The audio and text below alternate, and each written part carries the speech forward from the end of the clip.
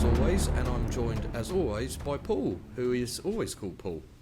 How are you today? I am. You are? Yeah, I'm very good. I'm very buoyant, Jeff. Good. Thank you for asking. You're looking well too. Thanks. A bit blue as always on this webcam, but I'll fix that in post. Nothing no to problem. say to that, really. Well, we're not alone today, as is often the case on our podcast, and we're joined by a doctor today. We're joined up by the voice of the third Doctor on Big Finish, Mr. Tim Treloar. Good morning to you, Tim.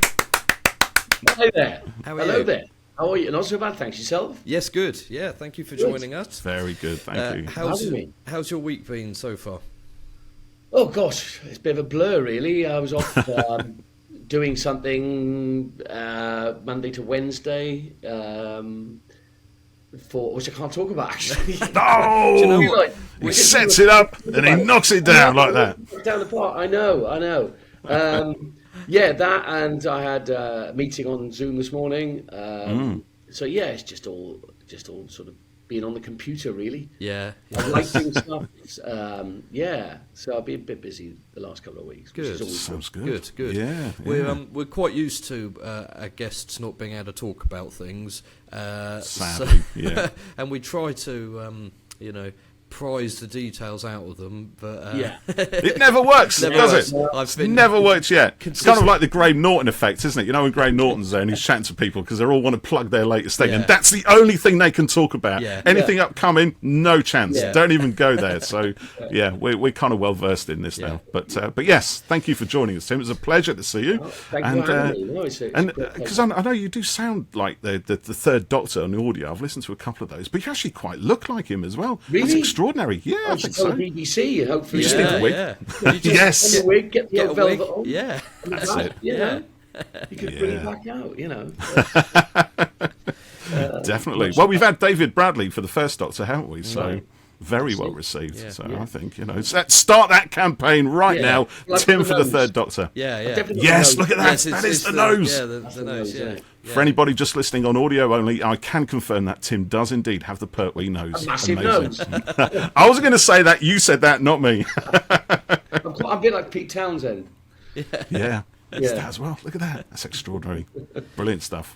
So, Tim, tell us what it's like to portray the third Doctor on audio at Big Finish. Oh, it's great fun. I mean, it's obviously a massive responsibility, but one I take great pleasure in doing every time we record. It's just such fun, and we have such fun in the studio. And Nick Briggs, who's the director, and with myself, with Jon Pertwee as the Brigadier, and either Sadie, Daisy, or Katy as the companions. We always have fantastic fun in the studio. We create the atmosphere. So because we're fortunate to be the sort of core team, we can make everyone feel at ease when they come into the studio, because everyone's quite nervous coming in, going, "Oh, we're recording for Big Finish," and we just mess about. And I mean, obviously we do the work, but Obviously, we yeah. have a lot of laughs. There's a lot of laughter, and yeah, it's very irreverent. And, yeah, and so yeah, it's just always great fun. It's just a tremendous job to do. Yeah, the audios have been brilliant, and your would you call it a impersonation of Jon, or kind of your sort of interpretation? It's an essence, really, because I can't do impersonations, really. I could do a pretty good Richard Burton, being Welsh, but yeah, no, it's no, because I mean, Jon Pertwee is the one who could do the impersonations, not me. But it's the essence, trying to get the spirit of him. So when I'm before I record, when I'm rewatching Third Doctor stories, I'm looking at Jon the actor and the choices he makes, as opposed to trying to mimic the voice. I mean, luckily I've got something in the back of my voice which can go straight into that sort of thing. But it's a matter of, he had that sibilant S. Yeah. So Yeah. he had trouble with that. Katy kept telling me that, he used to look at the scripts and go, they put all these words in, It's a sonic screwdriver. The sonic screwdriver, yeah. So I look at his speech patterns and his thought process as an actor, because I know he took it very, very seriously, because he was previously, as you know, seen as a comic actor before playing Doctor Who. So he took it so very seriously, and so I try and look at what the actor is doing, as opposed to playing Doctor Who. Yeah, yeah. That's and you mentioned. Sorry, go on. No, I was going to say that's why I thought it wasn't sort of a, an impersonation, but it was your, bit like we mentioned, David Bradley and his first Doctor. It's kind of taking the essence and spirit same but of different. it. Yeah, same but different. Yeah, it's a good description. The spirit, yes. Yeah, but it's yeah. I've listened to a number of the audios. They're great. I really enjoy them. And thank you. I remember I was listening to one on a plane once, and like you said about the S there, and started listening. I was like, oh my god, it's so. It brings uncanny, isn't it? All to life. Yeah, it is uncanny. And his precision with words, that sort of like machine gun delivery, yes, as well. It's that level of articulation is something that I find quite hard. And I don't listen to playback on the. Sometimes when there's playback in the studio, I mean, I know Daisy and myself, we straight away take our cans off because we don't want to hear, because to us we don't sound like these characters, but everyone else can hear something's different. Apparently there's some bone in your ear that makes you hear things in a way that people who not you. It's really strange, actually. It's like so I can't hear myself. I find it very difficult to. Yeah, well, whenever you hear your voice on recording, you think, oh my god, I sound awful, but in my head I sound perfectly all right. My voice is okay, but then I hear it back. That's why I rarely listen back to the podcast. I can't bear. You leave that to me, don't you? Yeah. I can't bear my voice on it. Yeah. So you sound good, Jeff. Well, sorry, I was going to say, Tim, you mentioned a kind of responsibility there. Are you kind of used to that now because you got a few of these under your belt?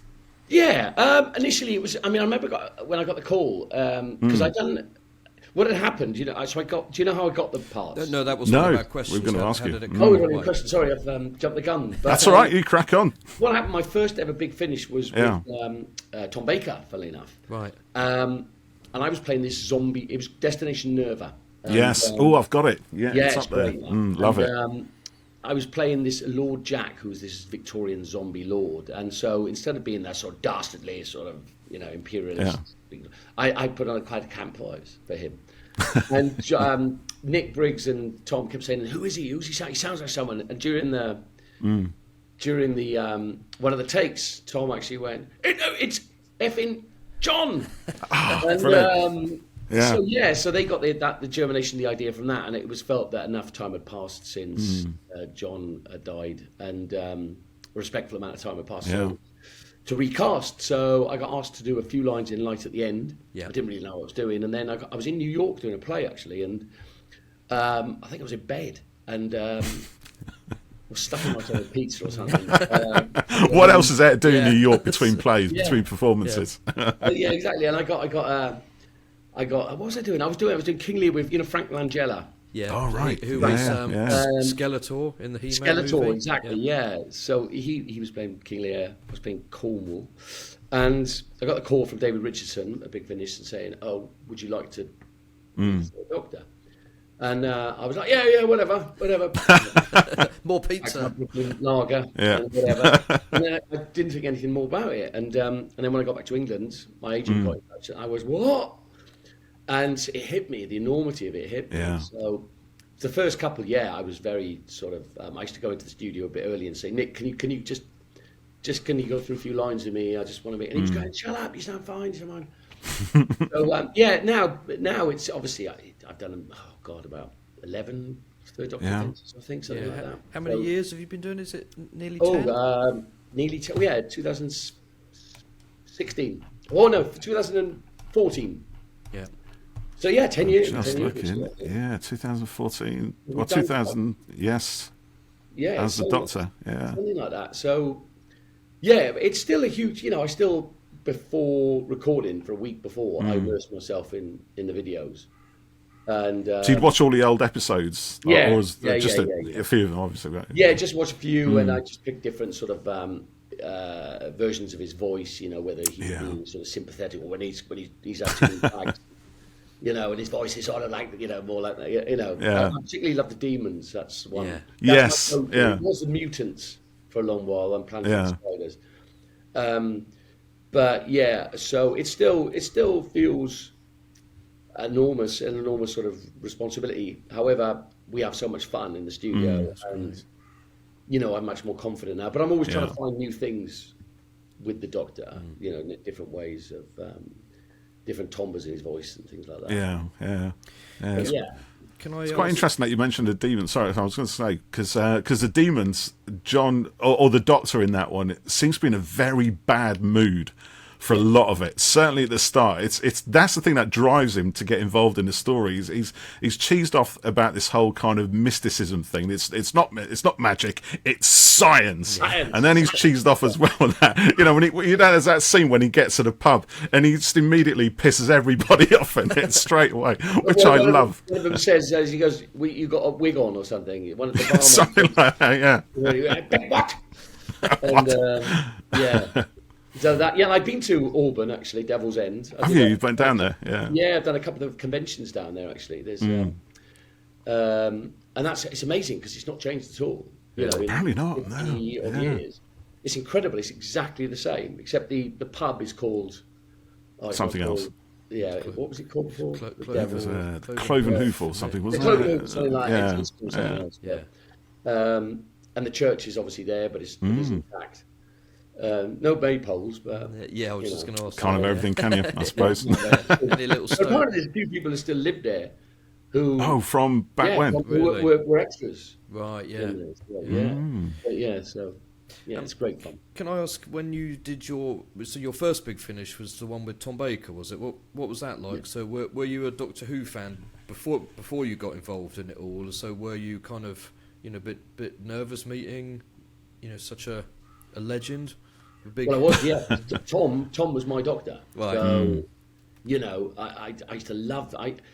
The thing was, the regeneration thing was the thing that killed it for me, because I didn't understand the regeneration thing. So I watched as a young kid, watched Tom, and then in 1981, when he turned into Peter Davison, I didn't get it. What's going on? So I tuned in the next week, and it wasn't Tom. It was Peter. And I was like, "What's this bloke in cricket whites?" I just and it was over for me then. So I just discovered girls and football and music, other stuff. Other stuff. So you can cope with that, but regeneration, can't cope with that at all. Because I didn't know anything about the regeneration. Yeah. So because I don't remember Jon Pertwee at all. I mean, I remember his face. Maybe there was a rerun at some point when I was a kid, and of course the old one with is it Peter Cushing? Oh yes, the movies, the Dalek movies. Yeah. Is Roy Castle in it or Bernard Cribbins? He is. Roy Castle's in the first one, and Bernard Cribbins was in the sequel. Daleks Invasion. He was a Doctor. Weirdly, I accepted that. Yeah. For some reason, it was just it just blew my head off. I think when the regeneration occurred, so I was unable to continue. But I've now rediscovered the love, and obviously for John's stuff. So you know, I love all that stuff, and now it's on iPlayer, which is great. Yes, it's great that it's all on there now, and that's interesting about the regeneration, because you know, now we all kind of know about it all and it's just part of it, but you know, back then, you know, without the internet and things being around, you know, if you'd gotten into the show with you know, John or Tom, you probably wouldn't have known about regeneration stuff particularly, and so I can imagine it would have been a bit of a, you know, bloody hell, you know, what's going on, and exactly. You know, I think about.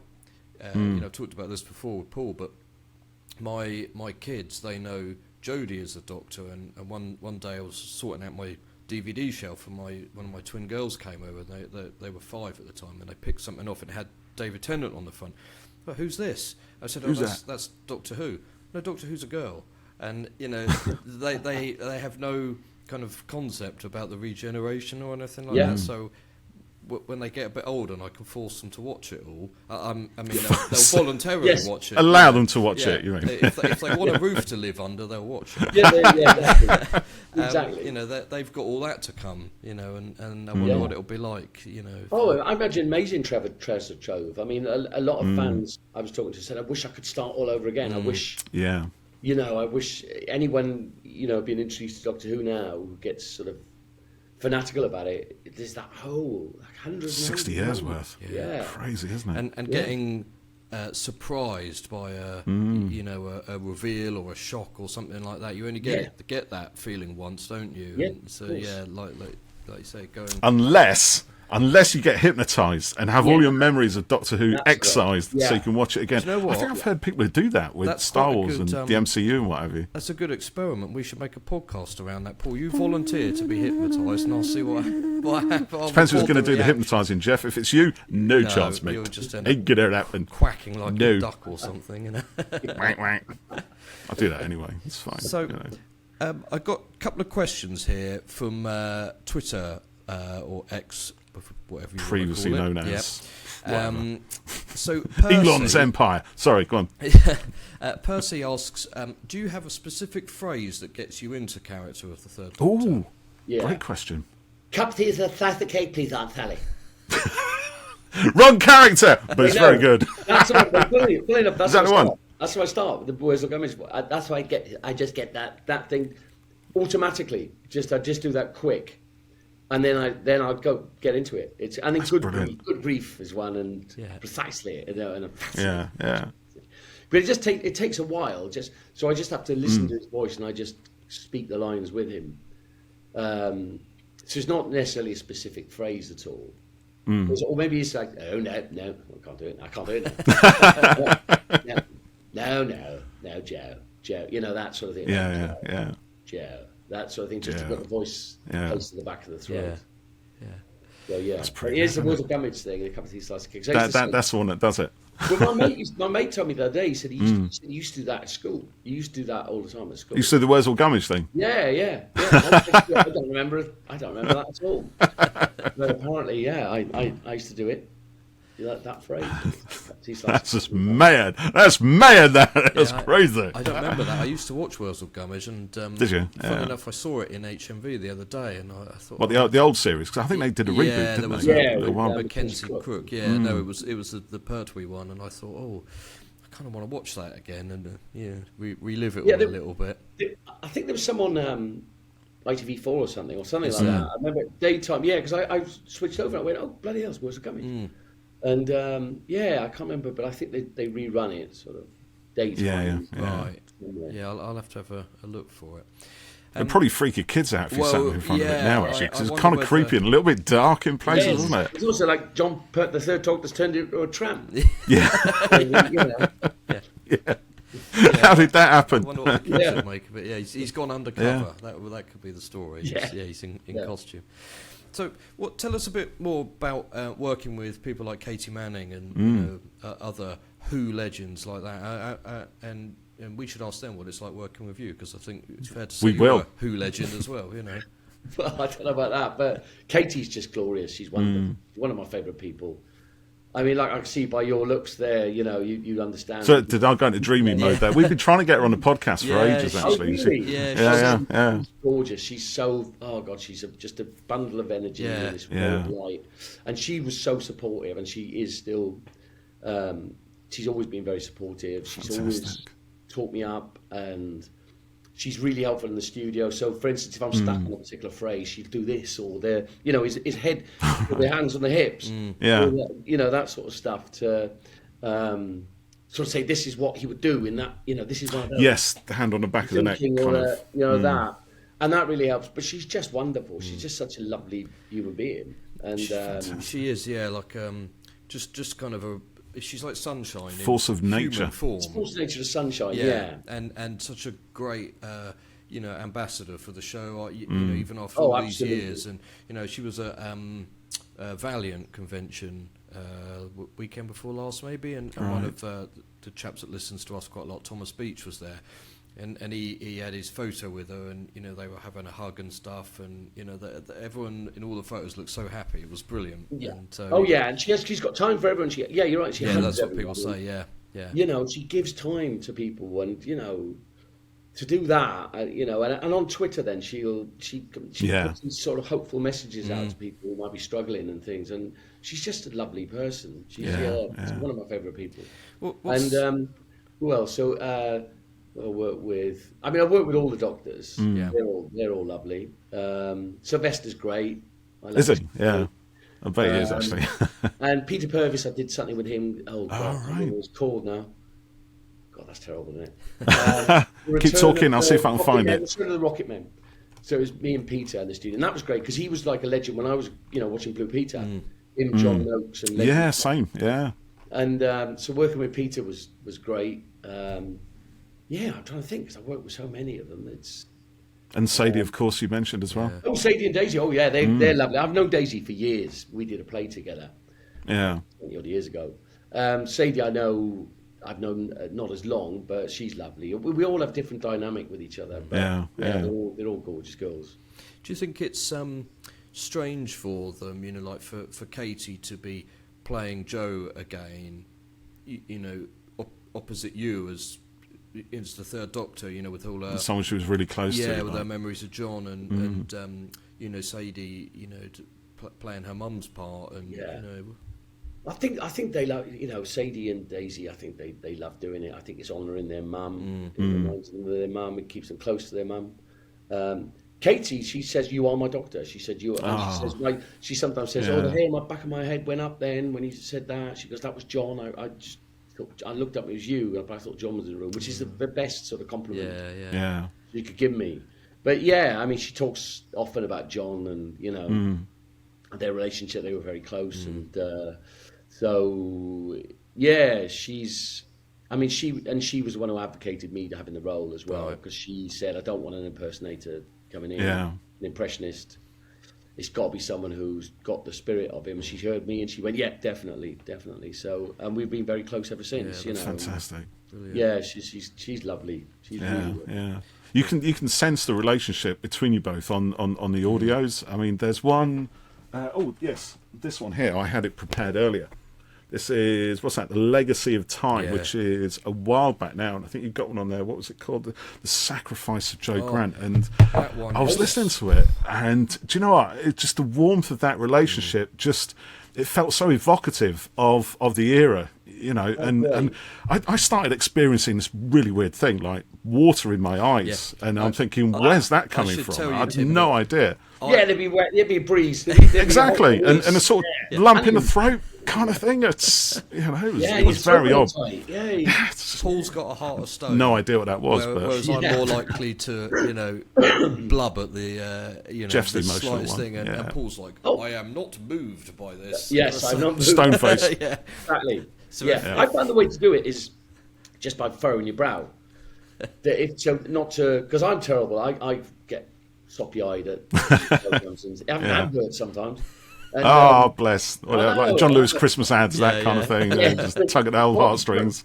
So I furrow my brow. If I furrow my brow like that, it stops you doing it. So just a note. I'll remember that. Yeah, I'll keep remember that. If I suddenly start frowning, I'll know why. Yeah, you'll know that. So angry watching Doctor Who, Daddy.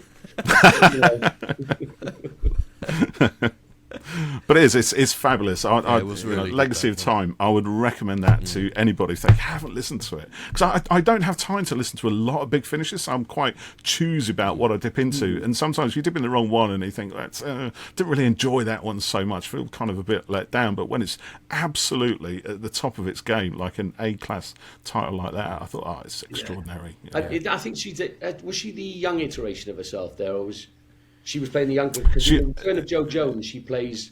Yes, Jo Grant, actual Jo Grant. And there's a bit of timey-wimey type stuff going on, and she's kind of. Yeah, we had a quite a moving sort of moment. I think one of the stories, I think it's the final one, she was talking about Cliff.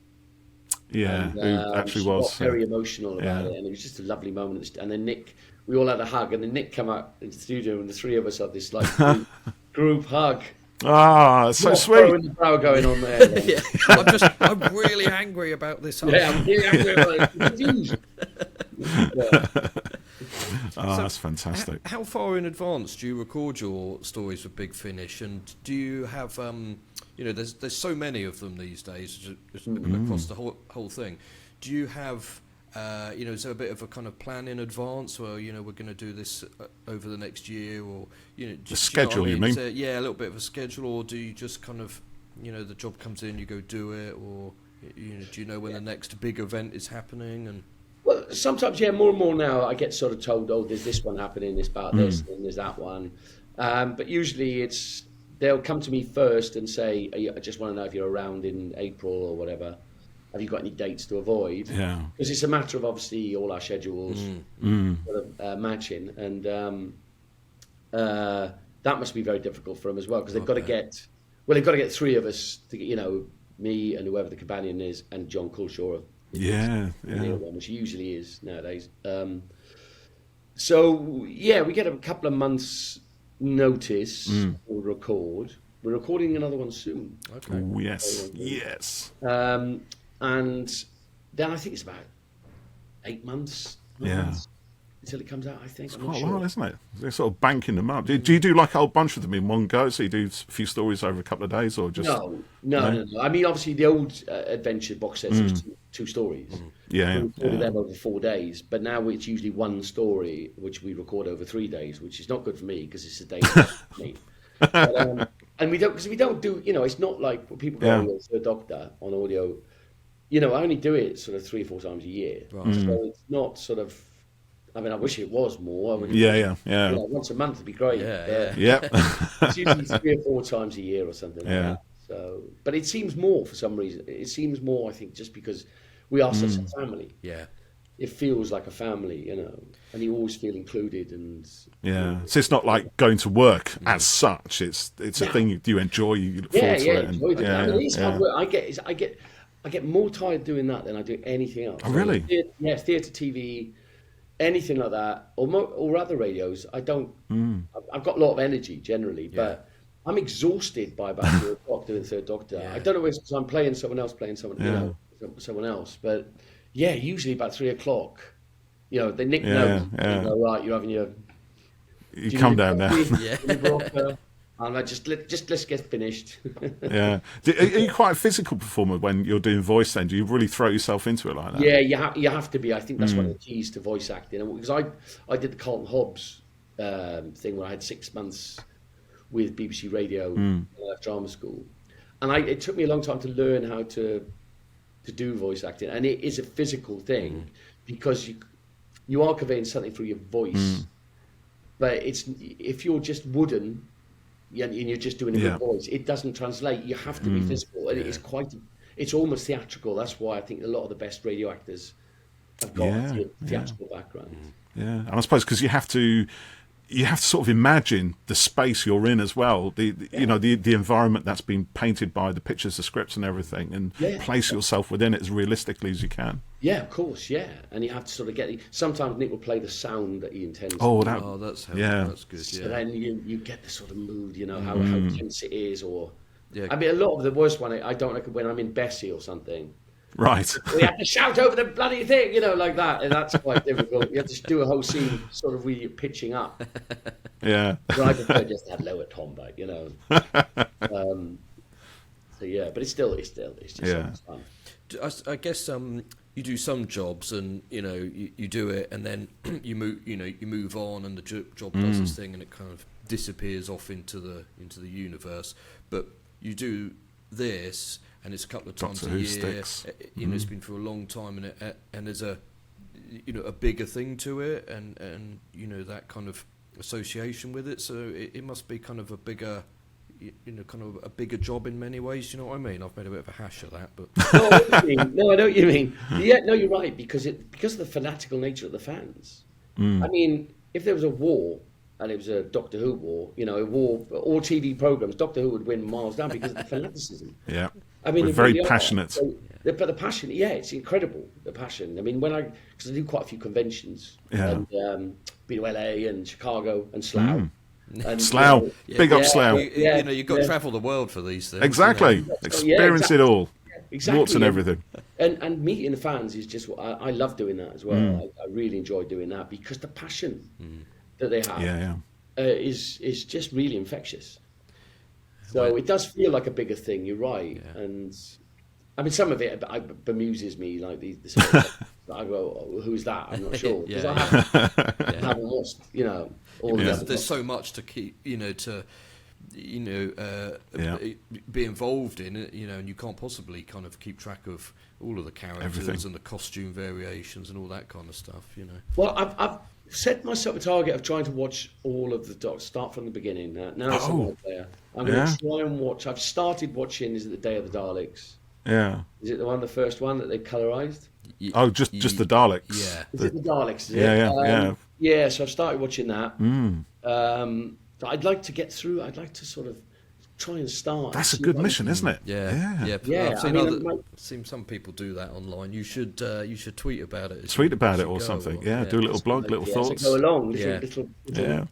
Yeah, I mean, I'll be doing it obviously till 2038. Yeah, it's not an overnight thing, is it? No, Let's be honest. No. And you're trying to fit it in with everything else that you've done. But, I think that's a good idea, actually. I could sort of now, I'm going to do a sponsored Doctor Who-a-thon. Yes, you yes. should, Do it. Copy us in it, and we'll spread it out everywhere. Yeah, that would be just good. need the square eyes. Yeah. And you'll turn up to Big Finish, and you won't know whether you're Hartnell, whether you're Trout, yeah. do all the doctors. Doctor Crisis, yeah. Doctor Crisis, multi-doctor crisis. Imagine that, the doctor going through all the different personalities, All like in bang, one bang, go, bang, bang, bang. Yeah. You know, that'd be They crazy. can have that idea. I'll let them. I told you, no, they can't. It's mine, damn you. So we've got one more Who-related question for now, then we're going to move on to some other bits. This came from someone on Twitter named Andy Lane, and he wanted to Who know, is that, I wonder? how many marks out of 10 would you give your second, third Doctor audio, The Havoc of Empires, which was written by Andy Lane, it says here. Oh, I think that would be 10. Right. Okay, Oh, good answer. There you go, Andy. It's a 10 out of 10 from Tim. 10 from Tim. I do remember that. That was a fantastic. It's a good one. Great script. So, how did you get started in the acting world? What gave you the bug for it? Way back when. Way back when, yeah. Well, I was a civil servant actually. Well, that's enough to spur anybody on to do something else, isn't it? Get out. Sorry, all you civil servants out there, I know. I used to work at the Old Bailey. I was actually in court. Oh, did you? Really? Yeah. Yeah, the Old Bailey for about 9 years. Well, I mean, I did other things there, but yes, 4 years as a court clerk. But I was in the civil service for about 10 years. But I hated drama at school. But then, a mate of mine, Will, who's now an actor, we were about 15, and he said, "Oh, this Hexley plays a local amateur dramatics group. There's loads of girls down there." As a driver. Yeah. So we were like, yeah, let's join. So we were playing the romantic leads to all these young women, aged 15, because all the other men had fought in the war. They were all about 70 odd at the time. So we were playing all these parts. It was fantastic. So I loved it. And then I went on to a big group, the Erith Playhouse, and then I was in a play, and I got some these great reviews, like astonishingly good reviews. And then I went, I'm going to go to drama school. And I was going out with a girl at the time who was a student, and so I applied for drama schools, and I had to defer for a year because I couldn't pay the fees. Right. And I ended up going to LAMDA, London Academy of Music and Dramatic Art. And then graduated in '99. So all went fine swimming. I was working all the time until COVID hit. Yeah. Then that's sort of like, really sort of, that Put the knockers on it. I've had to get some good time since, but it's COVID still. It was still recovering from COVID, really. I think the whole industry. So, it hit hard, didn't it? It's especially suddenly you couldn't get audiences, we couldn't meet up, and you couldn't pack an auditorium full of people, could you? During those times, it just I did a lot of live streaming of local theatre companies during that time. Because they couldn't get the audience in, and so put them out online. And you did those Guildford Shakespeare things. I did a lot of Guildford Shakespeare Company, and it was interesting how things were adapted to work under those restrictions. 3 or 4 people plays.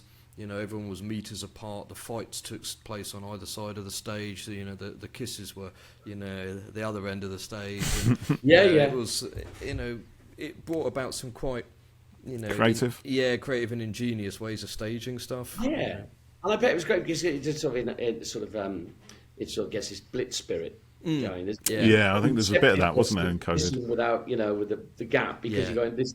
I remember I filmed something during COVID, and we had to do 2 meter, and something that would have taken 2 days took a week. And we had to be, the space in between us, so it looks like kind of weird now, but they somehow managed to make it look good. But I did some the online stuff. Original Theatre Company, I did a few things for them. They actually did the thing we're using the Zoom backdrop. Yeah. Oh, right. And Yeah. so we sort of, I'd done a play called Birdsong on stage a couple of times, Sebastian Faulk's novel. Yeah. And we recreated that, but it's sort of like a film, almost. I mean, there's a lot of obviously speaking to camera, but Yeah. it's only one shots, you know. Yeah, and then assembled. Yeah. But they did a couple of those over lockdown. So I remember just being told, oh, you're going to get all this stuff delivered, all this camera equipment. So it started off with just filming it on our iPhones. Yeah. With the footage in, to them sending, like, I remember my spare room just being full of boxes. Props and lights. And then I had to have a Zoom call to work out how to do, and I'm terrible with technology, and it took me ages to try so my spare room became this film studio. Oh, wow. And we filmed a couple of things in there, and it's incredible work, actually. Feels like a lifetime ago in it does, doesn't some it? ways, doesn't it? It does now. Everything's kind of largely back to normal, and I was thinking about with my kids, they'd be too young to remember it all. They'll read again about it in books, years to come and stuff. And well, they will. It is one of the pivotal moments of the 21st century, definitely, isn't it? That 2 years. Yeah, definitely. Yeah. I think history students in the future will be looking at the years 2019 to 2025 as on its own, like a complete unit. That's it, just those 6 years or something. Yeah. Given I'm waiting to hear about the babies who were called COVID. Yeah, like they were called COVID, who were conceived in 2020. Yeah, it's going to happen. You know it is. Yeah. Oh dear. Where was the next one? So you have appeared on loads of other stuff, haven't you? Things like Doctors, Casualty, and what have you? What's it like going on for these guest spots? So because at the moment when you're in Big Finish, like you said, you're welcoming guests in, getting them to feel relaxed and everything else. Yeah. Is it the same when you're in the other role on these other shows? You're not quite the same, because you're the guest, as you say, you're the guest. So you turn up, and I love being on set, and I want to sort of, I go, oh, I'm going to get 2 days on this. Oh, I love it. I love being on set, and so the longer you are on set, the longer the job is. Yeah. The more fun it is. Like I did something last year, 2 years ago now, called Wolf, which is still alive. Oh yes, yeah. Was that with Sacha Dhawan was in that? Yeah, he was, and Ray Holman was costume designer. Ray Holman did costumes. I think it's Roy Holman. Yeah, it is Ray Holman. Yes, it is Ray Holman. So we talked to him, and because he did Jodie's era of Who and various other costumes as well. Yeah, he was on here, wasn't he? Yeah, I think some of the producers of Doctor Who were the producers of this. I think so. Yeah, filmed in South Wales as well. Yeah. But that was great fun, and I think they mentioned Doctor Who in it as well. Right. I can't remember what episode. Oh, I don't know now. I have to go watch it. Boston Barnard, they mentioned Doctor Who. I can't remember what the reference is, but I did remember going, oh. Doctor Who. Oh, no, yeah. Yeah, but that was good fun to do. Yeah, but I love being on set. It's great. Is it nice doing the guest spots like that and doing so many different shows, or would you like to have a kind of recurring part on something that I would love to have both, but I'd love to have a recurring slot because it's a bit of stability. Yeah. And that's the key. But being a guest is great because you play multiple characters. Yeah, different things. Yeah. So, but I'd love to. I've had a couple of semi-regulars, but I've never been a regular on a TV show. But I've had sort of pop in and pop out. Yeah, recurring characters. Yeah. But I'd love a stint. I mean, I remember at drama school everyone going, no, you don't do a soap opera. I don't want to do a soap opera, but you damn jump at it now. Yeah. Like you said, stability, isn't it? It's difficult when you're self-employed or you're an actor. And doing the thing you love. Yeah, absolutely. Well, yeah. I mean, you look like you are busy all the time. He's an actor, Jeff. It's fun. No. I'm pretending I'm busy. You've got to pretend to be busy. Give the impression that way. I'll see if I can fit that in. No, that's it. Waiting for the phone to ring. Last 16 months have been terrible, really. Oh, really? It's been just dreadful. But you have to diversify, and 95%, there's not more than that, are in the same boat. We're jobbing up. You're very lucky if suddenly you can make a career or become, because fame usually is only a byproduct of the success of the show you're in. Yeah.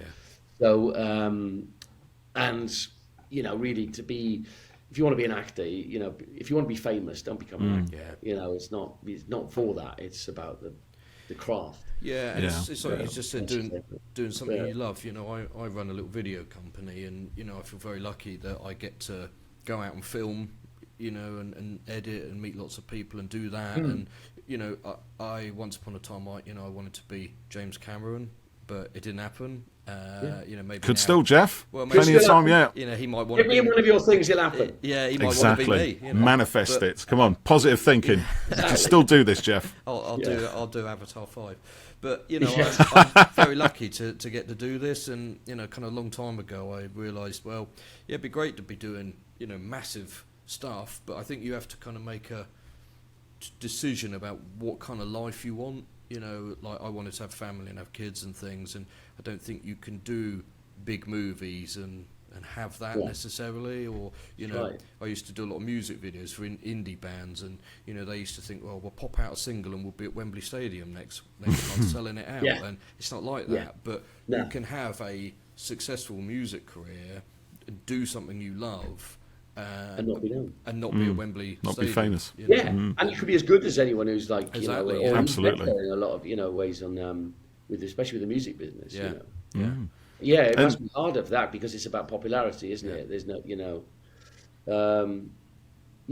but I think you've got to diversify. Like you say, you've got to sort of, especially if you've got kids, you have to make a choice. You've got to provide. So, I mean, I do an increasing amount of sort of voice work now. Sort of lent into that more. I bought the equipment so I can do stuff. Yeah. From home. Well, that's how we got in touch, wasn't it? Because I was looking for a voiceover for something, and That's right, you applied, and I saw you come up, and I thought, I know that man. You know that. I know that name. Yeah. Yeah. So that and like corporate role play as well. Yeah. That's Oh, another yes. way for actors. That's because that's a different discipline in itself. From Yeah, I've had TV. to do a few of those. That's part of what I do for my day job is do a bit of a training company and what have you. So we do quite a fair bit of that kind of stuff. I write the scripts. Jeff films them. There you go. Yeah. Oh, That's right, our partnership. Okay.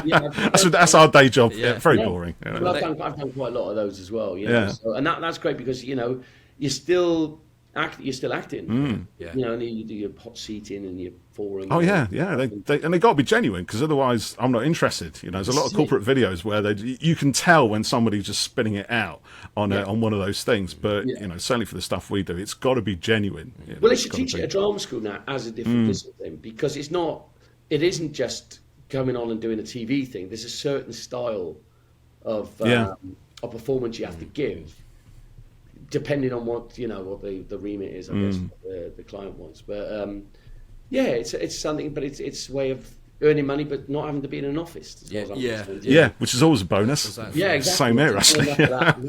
Right. Yeah. I'm not surprised. Yeah. I think during COVID, I think I drove a delivery van for a little bit, and then Did you? Yeah. you were paid by, I won't say what company it was, but you were paid by the parcel, and I'm just dreadful. I didn't know the area, so these guys, I delivered. Yeah, it was paid by the parcel. I think I looked at my pay slip. I think I earned like about 20 quid a day. Because I was just going slow with the speed limit. Yeah. Where am I now? So I guess based on that, when you get a parcel delivered and it's been wrecked, those are the guys who are making $4,000 a day because they're just because they're just chucking it over, chucking it out the window. Yeah, and they're just speeding around. But they know the area as well. They know their route really well, I guess. But so I realised that wasn't for me. So, surprised. And talking about diversifying, you've done a bit of voice coaching as well for a few. Certainly one famous celeb. Yeah, that's him. Yeah, I was trying to pick you up there. I was going to say, and Robert Downey Jr. I was going to say. Because what had happened? They were doing Doolittle, as you know, and they filmed that over your way, didn't they? In Wales. They filmed something in Wales. No, I did. Well, I did. Well, I think they filmed some in North Wales. Right. I don't know whether I mean a lot in Shepperton, I think. Right. But he wanted to do this Welsh accent, and which is the hardest accent to do. It's the hardest accent you can pick. I mean, English people can't get it on TV, and it's ridiculous, isn't it? It's as hard as Geordie or South African. You know, it's like one of those really. It's an emotional accent, and so he wanted to do this Welsh accent, and he couldn't do it, and he was having trouble with it. Yeah. And so he said, I need a mad Welsh actor. Well, we know just the guy. That's what his words were. Yeah. The customer sent him my tape, but he went, that's him. So I worked with him closely in Shepperton and in LA. Trying to work on the voice for him. And I think I played it back to my mates, and they thought, it's great. Yeah. Yeah, but the film, I think the film wasn't very successful. No, certainly not. But that's the way it is, sadly. But Yeah. he's a lovely bloke. Is he? Yeah. Yeah, he's fantastic, man. He's fantastic. And I'm so glad he's won that Oscar finally. Yeah. That was a great experience. That was Was he quite easy to work with then? Did he kind of take on board what you're doing? Was he responsive? Yeah. No, absolutely. We became sort of mates. So he's just a lovely guy. He's just a sweetheart.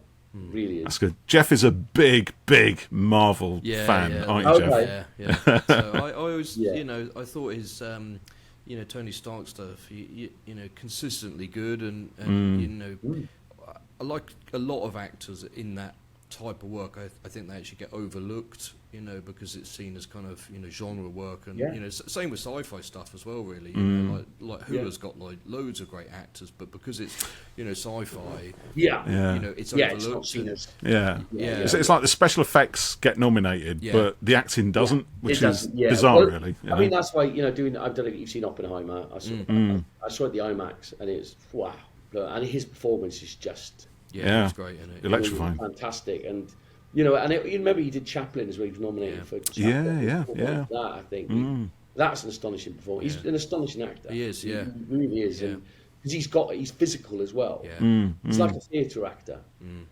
Yeah. He's a brilliant, and he's just charismatic. He's just, I can't speak highly enough of him. Yeah. I noticed that with all the Oscar winner pictures from this year, they're all the sort of, red carpet bit where they're going to have their picture taken, they're all holding their thing, and it's all very nice. And then he's kissing. What, they're champagne glass? No, this is marvellous. I'm having a really good time here. Gonna speak to my agents. There's loads and loads of work I need.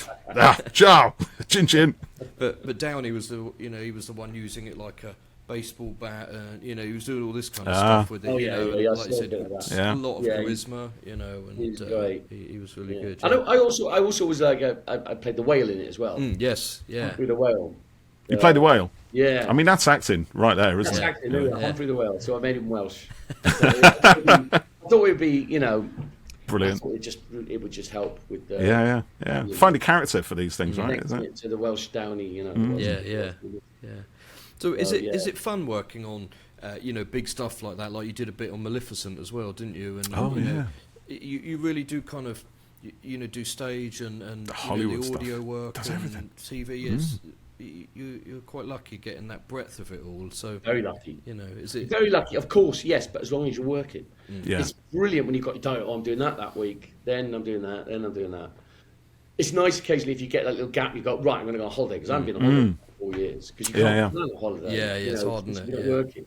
So, I love the variety. I do. That's one thing I'm blessed. With up until recently, it's just a variety of things you do. 1 minute you're doing that. I remember I was on Broadway, having this just being treated like royalty, and then the next week I was doing a Nollywood. A scene in in a bloody scout hut in That's brilliant. Overnight, and it was like, wow, the world. Yeah. Both ends of the spectrum. Yeah, exactly. And then you go, and then be doing a play or something, and then. Do you find as well though that by being able to do the different things like this, it helps you get more work? Basically, you're more versatile and more employable. Well, versatility is difficult, I think, because I think if I was born 20 years previously or 30 years previously, that's when actors could play these characters. Yeah. I think now it seems more and more they want actors to be one thing like what they are. So, I'll get pigeonholed as a policeman a lot of the time. I've done so it was like, well, how did it start? It was like army or policeman, and then Then I was like young dad. Then I was wife beater. Oh, nice. And then I became detective chief superintendent. And now I'm going back as a policeman. And now I'm going back down. Back down the scale. Yeah. So but you can get. I mean, I wish I was born in that golden age, where there'd be less actors as well, obviously. Yeah, yeah. But these great theatre actors, being able to play, Alec Guinness. Playing all these sort of these characters, and that's what I always wanted to do, is just play different. And as many different as you can, just adding to that and testing yourself. Well, it is great, yeah, because then I'm down on myself quite a lot about it,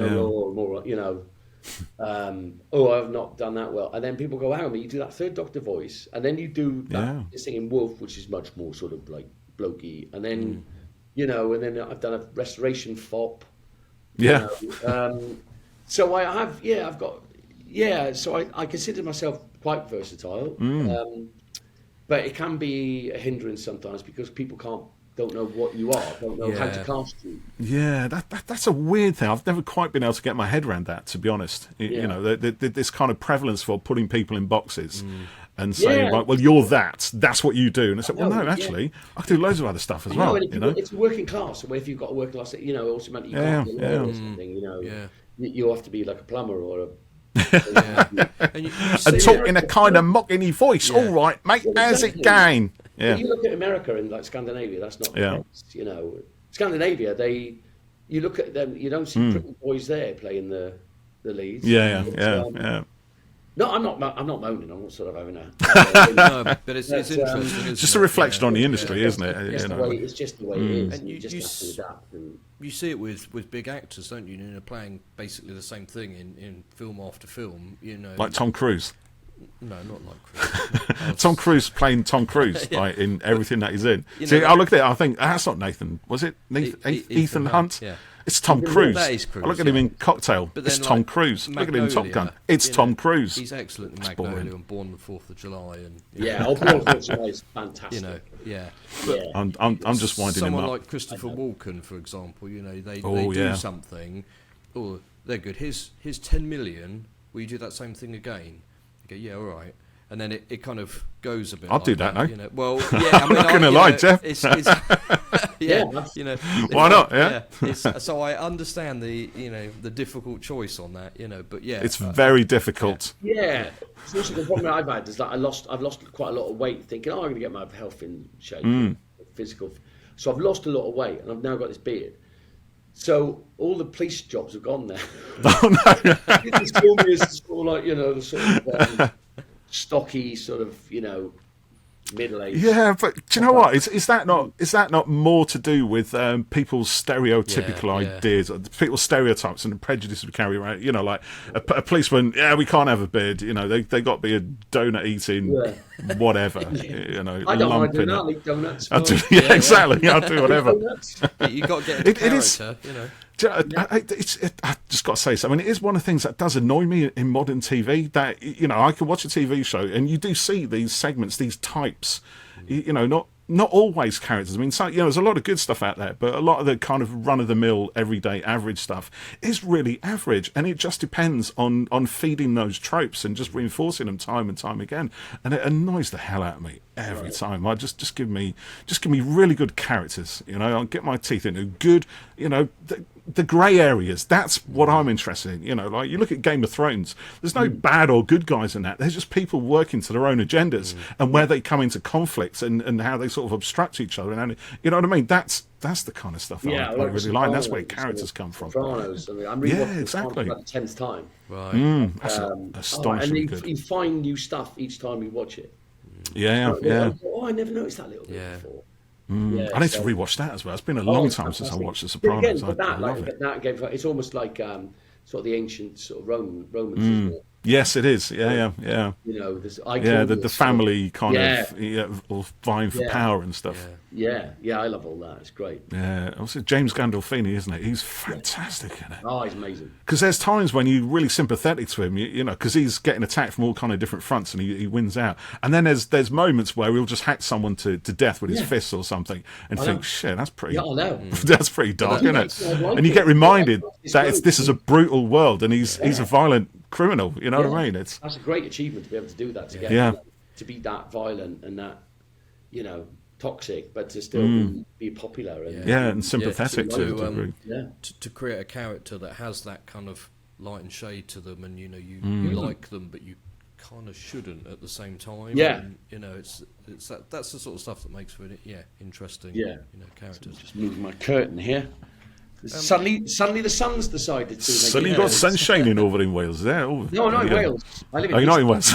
I live in Hastings. I haven't lived in Wales since I was 14. Have you not? No. Where did you say you You live? still got family back there though? Hey, yeah, a little bit bits and pieces, but I moved my family when I was 14. I live in St Leonard's on Sea. Oh yeah. Okay. Oh, nice then. Which There. is, you know, with next to Hastings. I can't say in Hastings because the St Leonard's on Sea people are. They'll camp outside your house and throw things at you. Yeah, absolutely. I love it. Big up Leonard's.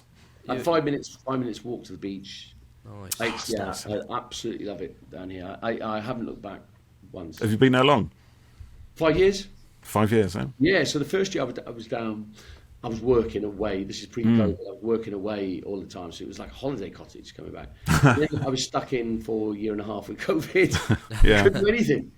And since then, I've discovered the place. You know, my best mate lives down here as well, which is really Oh, that's nice. good. Yeah. Yeah. So we've got quite a big friendship circle down here as well. My girlfriend lives 2 minutes walk away, which is handy. It means I can just leave. Yeah. Just hike it out there. So, Yeah. Brilliant. That's brilliant. Do you have any sort of preference for? So if you're doing loads of TV work. Sorry, start again. If you're doing loads of TV work, do you find yourself hankering for more theatre? If you're doing theatre, do you find yourself wanting to go back to TV or something? No, I just when you're working, you're just happy to be working. Just go for it. Yeah. Yeah. The only thing, you know, towards the end of a job, then you go, the big black hole appears again. You've got to fill it. I'm never going to work again. You know, it must be quite tragic. It must take some resilience of character just to constantly kind of feed that. Go to auditions, fail, or you know, just not get through. You fail. You get rejected every single day. So yeah. How do you cope with that? Do you know that? No, not really, kids. Not really. Yeah, medicine. Grandpa's cough medicine. Yes, that's right. No, I think you just really either can cope with it, you can't. So I think a lot of people decide that it's not for them. That they need stability and they need, you know, they need to do something else to pay the bills. So I went later. So I jacked in everything. I gave up. I sold my flat. I didn't make hardly anything for it because this is before the crack, before the boom. Yeah. So I had to, you know, get through. I was in debt, heavy debt after drama school, and I was 28. You know, no, I was 30 coming out of drama school, so I went late, and all my mates by then were settling down. Yeah. Holidays, houses, solid jobs, salaries, so etc. Just had to just go. I gave everything up for this. I gave everything up and stay in it, and it can be really, really tough. I mean, the effect on your mental health can be, that's what I mean, catastrophic for some people. So it depends on the way you. I mean, I've changed my sort of mind. I've had a mind shift, sort of.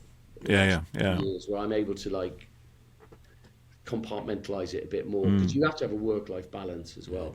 Yeah. Otherwise, there's no point doing it, is it? There's no point doing it. I've got roof. You know, I've got roof on my head. I'm not destitute. You know, I'm very fortunate. I've been blessed, and I'm very lucky. Yeah. And so, you know, you just have to go be stoic about things. I think it's a sort of field of work. I think, like, you know, I remember when I started my filming stuff. It was my mum. She said, "Jack in the job at Sainsbury's. Give it 6 months." And see what happens, because if you don't do it, you'll always regret it. And so I told 100%. Sainsbury's to shove it, and you know, just started to get some work. And after 6 months, I was like, okay, well, you know, see what happens. Give it another 6 months. Yeah, after a year and a half of 6 month blocks, I was like, you know, maybe I'm okay, and I don't need to keep doing 6 months. But I knew that if I didn't try it, I'd always regret it, because I've had friends in life who they work in an office or whatever. I'd love to be a photographer, or I'd love to do this or do that, and they never did it. Yeah, and it's like you're saying, Tim. You get to a point where you got kids, you've got a mortgage and stuff, and it's almost impossible to kind of start over in something, and whilst you started, relatively late, with professional acting, you are in a situation where you could give it a go, and if it didn't work, well, you tried, and I think when you want to work in that, whether it's musical, filming or acting, I think a lot of people have that, that mindset. I'd rather have tried it and have failed at it, or it just didn't work than not at all, because you don't want to end up, later in life, and stuck in some awful regretting boring job. or just regretting stuff, isn't it? I think you're never too old. You're never too old to start again. You're never too old. Yeah. I mean, that's the unfortunate thing. People think, oh, I'm too old now to do this. You're not. You can absolutely. And that's true, and it doesn't have to be, I was saying, like, you can get into a position with a job and stuff, and it's difficult to jack it in, but, there's avenues to do things, with amateur theatre or, whatever, to express that, and you don't have to, go home and say to your wife, I've quit my job, I'm going to try and work in Hollywood, you take care of that.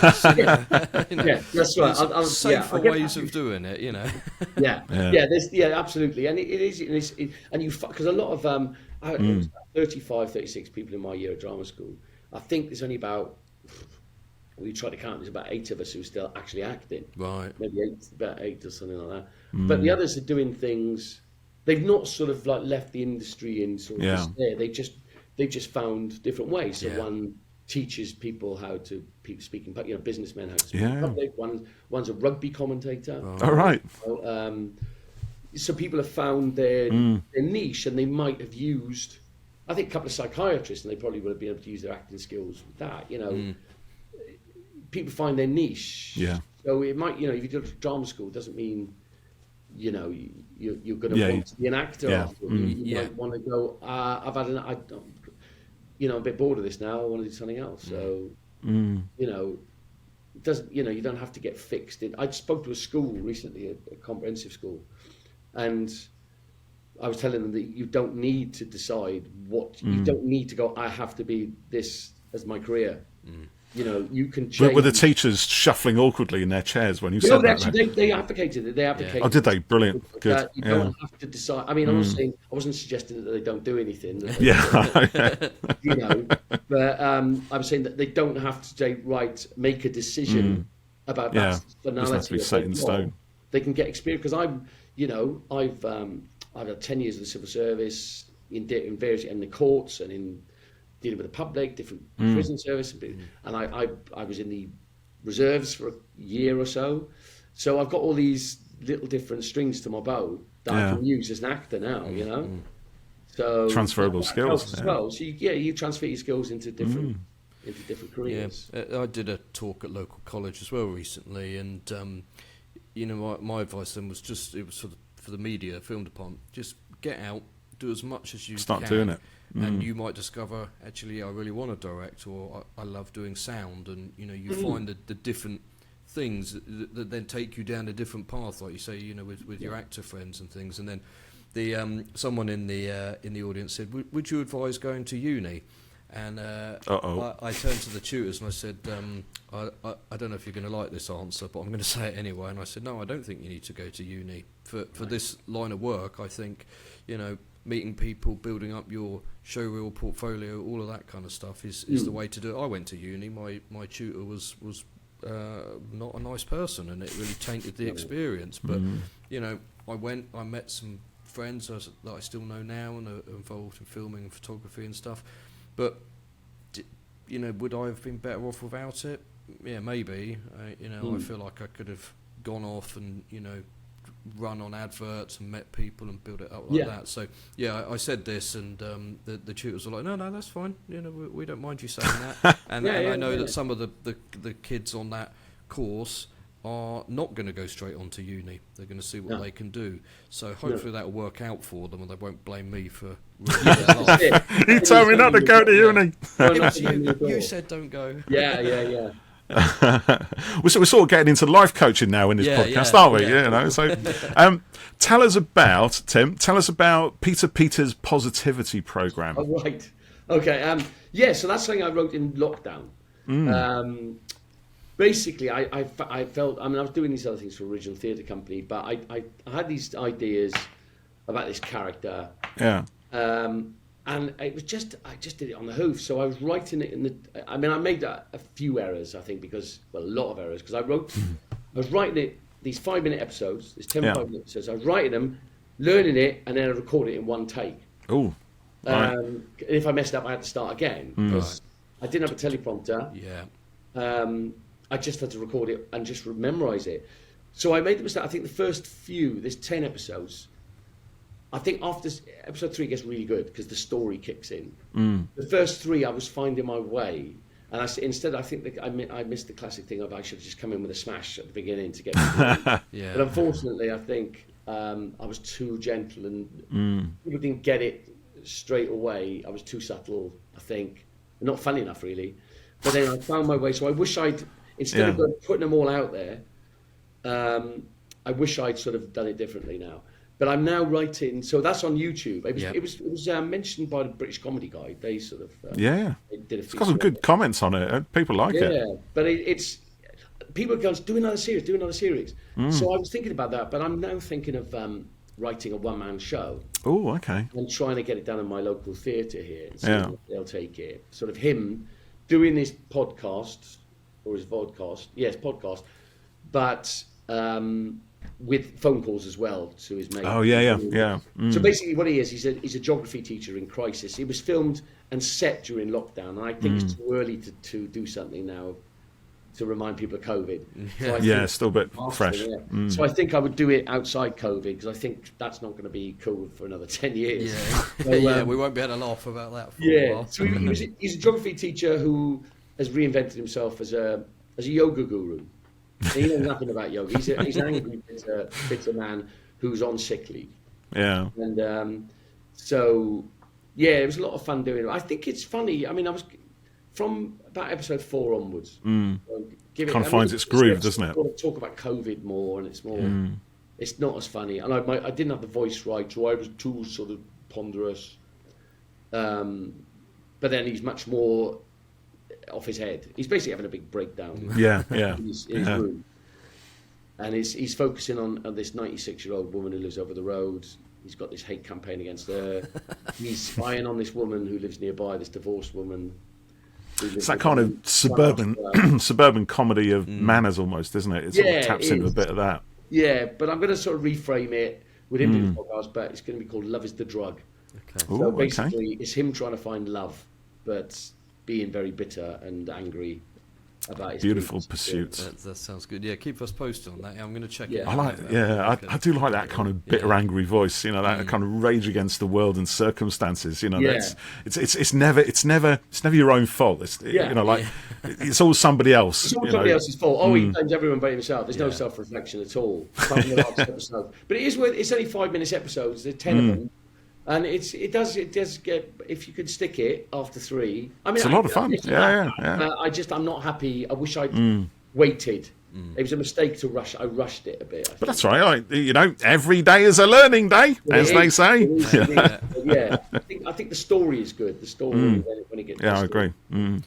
So what's next for the Third Doctor that you can tell us? I can't tell you anything. You can't tell us. You must be able to tell us some little thing. Just the Revolution in Space has just been released, which I did with Sadie. What else? The Return of Joe Jonas. Oh, that's been released a while, isn't it? Yeah. There might be another. There's another one coming out soon. Brilliant. I can't tell you about. But they're continuing, which is a good thing, right? And yeah. But look, you know the score with. I can't tell you. I can't. No, I'd ideally love to, but I get. Nick Briggs would have me. Yeah, just a little red string dot me will up. appear on you, and then Yeah. another one. Yeah, the yeah. laser Big lights. Finish Exactly. snipers are here. Finish with the little TARDIS. The Gallifrey sign. Yeah, yeah. Yeah, that's it. Yeah, so unfortunately, I'm unable to say. I'd love to That's say. fair But, enough. Well, there are more to come. That's Brilliant. the main thing. And have you enjoyed the new storylines? You'd have to tell us what they are, but we've got exciting stuff in brilliant. store. Yeah, absolutely. Yeah, absolutely. Love them. you're obviously still enjoying doing it, and it's challenging you and exciting you, and Yeah. you know, It is every time because I suddenly get the old DVDs out, or well, now I don't need to. I can. Sort of- Yeah, Right I there. play it. Yeah, and and watch something, and it's great. And then suddenly I've become him again. yeah, that's And brilliant. now I go in and I just know I'm going to have loads of fun. yeah. Do you have a favourite? I mean, you mentioned the demons, and there was another one you said, wasn't there, before? Another favourite, a real go-to Pertwee episode. I like story. Inferno. Yeah. I like the first one, Spearhead. Yes. Space. The Autons. Love that Yeah. one. There's quite a lot. There's quite a lot I love. Actually, Yeah. I love the ones Yeah. set on Earth more. Yeah, I think. There's so many, aren't they? They're all great. He's but, great. We need to look back at another Pertwee episode. We don't do. We? We've done a few Pertwee stories, we haven't we? have done a couple. Yeah, yeah. Like we do a kind of review. If we get on lost for them. content, we just pick a Doctor Who story and just talk about that for a couple of hours. Yeah. don't we? That's it. Yeah. But then why not? I've got a quiz question for you. Cause are you? Uh-oh. So what in the Demons? There's a rugby match being watched by Mike and no, it's Brigadier and Sergeant Benton, I think. Who's playing? Oh God, Oh no, he's asking, isn't he? that's one for you, Paul. You know all the. I do you know I can visualise it because they're watching it in the sort of canteen, aren't they, at unit? that's And right. then this stuff's going off at Devil's End, and they all get torn away from it at some point. I think Sergeant right. Benton's like the last one to leave. Who's actually playing?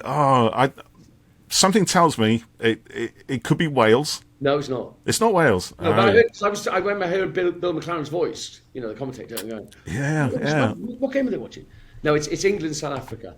Is it really? It is. Yeah. Well done. So my Doctor Who knowledge is really I poor. like I'm gonna go flagellate in just a that's second it. now and punish myself for not knowing this. Yeah. No one does. It's when I it's when the people who know everything. In episode 62, I'll go. Yeah.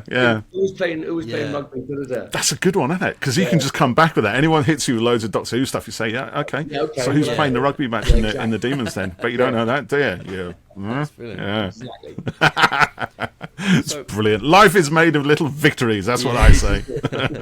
They give us reason to move on and go on. That's brilliant. So you've got the one-man show, hopefully coming up if that takes off. Yeah, I've Anything got else to in the write it wings? first. I've got to write it Well, first. yeah, I suppose. Yeah. I got just a couple of bits and pieces coming up. As I say, we're doing. I'm doing some more Big Finish at some point soon. Just waiting on stuff. Really, it's just keeping myself busy Yeah, as good. much as I can. Yeah, Luckily we have this part of the Yeah. Britain is gets the most sunlight apparently in the country. So Yeah, you're lucky down there. The Garden of luckily England, I believe. sun employment we call it down here because there's not quite a few actors down here. So sun employment. All else fails, just get a tan. hit the beach. Yeah. I can't do that here, and it's absolutely chucking it down as well, Where are which you? is just. I'm over in the West Country. I'm out near Bath. Oh, you're Bath? I'm I out don't near that way. Bath. It's quite nice down here. I'm not going to lie, but at the moment love it. I love it don't it. look I nice. love it. It's My bloody dad- raining. It's My cold. dad It's played wet. rugby for Bath. Oh really? really? Yeah, Yeah. just down the road. Yeah. I'm in Was Horsham. he doing it for long? Did he play for many years? No, not many years. He was because he was at teacher training college. Oh, okay. Yeah. My mum was at teacher training college in Bath. Mm. He was playing for Bath then, so he must have been teaching there because he went to teacher training college in Exeter, St Luke's, which is a famous rugby. Right. Yeah. So they met in Bath. My mum and dad. Ah, lovely. Yes, and I've played the Theatre Royal there a few times. Yeah. It's good. It's got a lot going on there actually. It's a packed program Oh, of stuff. lovely place. What about you, Jeff? Where are you? I'm in Horsham in West Sussex. Okay, so yeah. Not a million miles from where you are. Oh right, I did. Creative Assembly are up there. That's right, yeah. Yeah, the games place. And, Yeah. And I played Horsham Theatre as well. Right. I can't remember what it's called. Hey. The capital. That's it. Yeah. I did Birdsong there. Actually. Yeah. Okay. Yeah. Oh, it's the not- Sebastian that's Faulks it, thing. Yeah. That's it. Yeah. Brilliant. Well, that's kind of the end of all. Well, as often with our guests, we feel like we could just keep talking, but I'm aware that people have got, work. Well, we could just get the beers out now and just carry on. Yeah. I would, but I've got a meeting. Yeah, you fit Yeah, I as well got a ton of emails racking up. The same, it'll be fine. Be like, There you go. do that. And just stop my pen. Yeah, the yard of ale. That's it. Brilliant. Look, It's Tim, been a lot of fun, Tim. Yeah, thank you so much for joining us today. It's been a real pleasure speaking. Oh, Definitely. thank you. Yeah, it's been great fun. I've really enjoyed it. Thank you very much. Brilliant. We'll look forward to the absolutely. next Third Doctor adventure and your other adventures as well, on screen, on stage, or Yes. on radio. Yes. Thank you very much. Brilliant. Indeed. Thanks for listening, everyone, and we'll catch you next time on Who Corner to Corner podcast. Bye for now.